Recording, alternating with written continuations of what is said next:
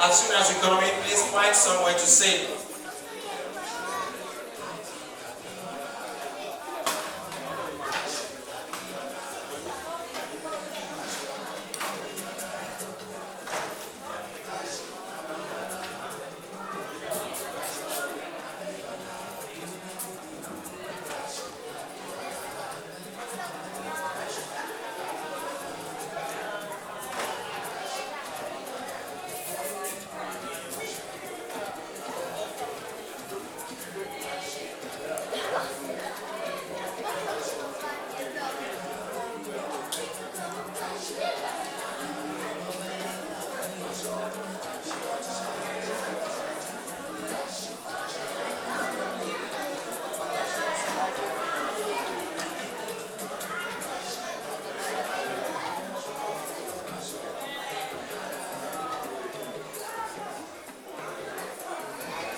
Okay, we are about to start.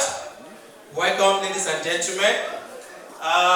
To lead us in today's program, we have two members of the Yoruba Union who will be